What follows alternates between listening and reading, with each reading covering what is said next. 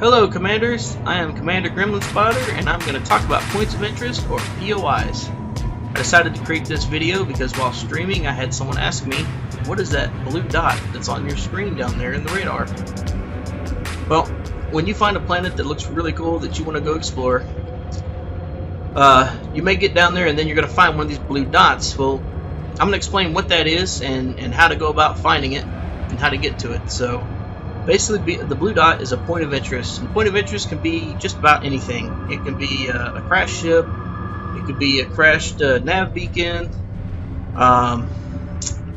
Sometimes, if it can be a xenological thing. Before the update, where they did the exploration update, the smaller POIs, the pinpoint ones, you can still see them now. But now that they've made it to where you can find that stuff, you know, geysers, geological, xenological, those are all typically show up as really tiny points. Now you can just find them by scanning the planet and shooting a probe at it, but the probes will not show you these kind of POIs. These are randomly generated POIs, so this is just these crash ships or whatever this is going to be. It's going to be randomly generated, so they really can't show up when you scan your planet.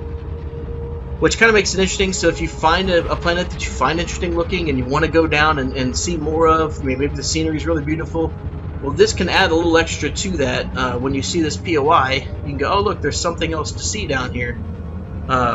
It would be nice if these POIs had more of a story behind them. Like sometimes you come across it and there'll be a crashed SRV with some drones around it, you know?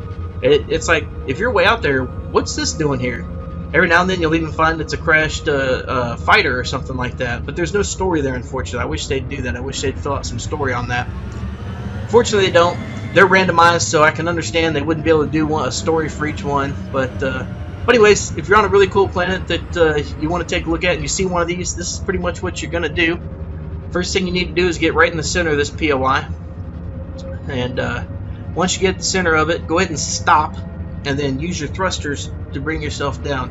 Now, be very mindful of the G's on your planet. You know, if it's a low G planet, this is a really good strategy. If it's a higher G planet, you can do that, but be very careful and don't let it get away from you, because on the higher G planets, if you use your thrusters, your down thrusters, that can get away from you really quickly, and you will become a mass pile of wreckage on the bottom if you're not careful.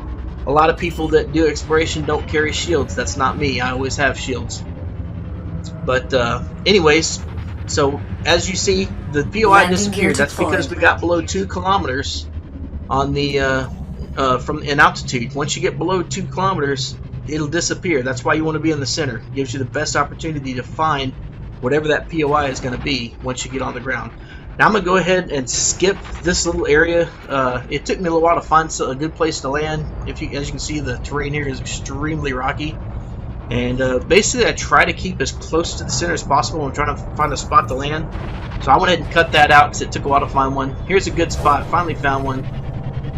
And bam, we're down. There you go. Not the best landing, but hey, who cares, right? I got down, no damage. So I'm going to go ahead and pull out the SRV. Oh, one other thing. If you're wondering why everything's green, I'm on the dark side of the planet using night vision. So whenever I use night vision in the SRV, I turn all my lights off. I just like the way I like having the lights off, and I like having the night vision. You can see a lot better with the night vision. I also, as you see, I get rid of my ship. And the reason I do this is you see how it's a hard ping on the top of your radar? That's your ship. As you get farther away, it becomes weaker and weaker. And when you get far enough away, you can mistake it as another POI that you're looking for, because how it hits real light on the top of that arc. So now that it's gone, I'm going to do a 360 around the area where I landed. Also keep in mind what your navigation heading is once you come out of the ship. That's the direction I'm going to go in if I don't see anything. So I'm going to do my 360 here, and I'm not seeing this POI. I'm not seeing that higher area, right? That area of my radar. It's not lighting up. And that's what I want to see. This lower stuff, that's your rocks that you can blow up for materials. So I'm not really interested in that right now. I'm trying to find this POI. So since I'm not seeing it, I'm going to turn to my original heading, which is about 211, somewhere around there. And I'm just going to go depending on the terrain, I usually try to floor it, but this is some really rough terrain, so I'm going to slow it down a little bit. My standard rule is when I can't find the POI when I first get out of the ship, I know I'm in the center of it, so I'll go in this direction for 2 to 3 minutes, somewhere between 2 to 3 minutes, depending on how fast I'm going. I'll probably make it 3 minutes on this one. If I haven't found that POI, if it's not starting to hit the top of my radar, then I turn completely around, do a 180, and go back 2 or 3 minutes. And that should get you pretty darn close to where you started. And then you can go, just go on from there for another 2 or 3 minutes. If you're not seeing it, come back and then go east or west. You hit the 4 points. If you hit the 4 points like that, you'll eventually get a hit on your radar. So I believe on this one I got pretty lucky. I ended up spotting it. So, and again, I'm gonna go ahead and skip right here because we just start seeing it right at the top here. So that's when I go ahead and skip.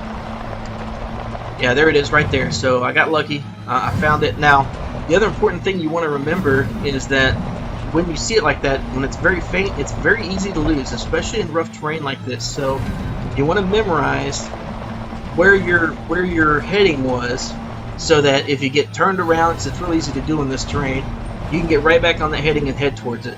When it's real light like that, if you get off track just a little bit and try to get back on, sometimes you won't see it for 3 or 4 sweeps, and then you go, no, I lost it, right?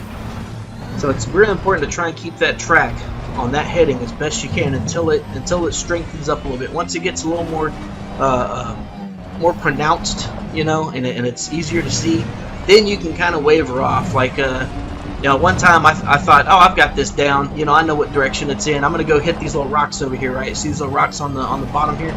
I went and got one of those, and then I went back to that same direction, and then I went in that general direction, and I lost it. I couldn't find it. So that's not this time. It was another time. But so since then, my rule of thumb has been, if I'm looking for a POI like this, I'm gonna ignore the rocks, or at least I'm gonna ignore them until I get a stronger signal.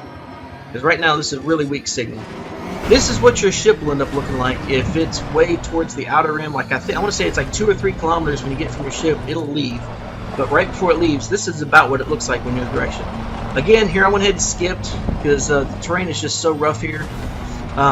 It was taking quite a while to get to a stronger signal. This is what your stronger signal is going to look like. This means you're on the track like a bloodhound, man. You're on it. So at this point, if you want to go break off and hit a couple of those rocks for some materials, whatever, you should be okay because a signal this strong is not going to disappear on you. So.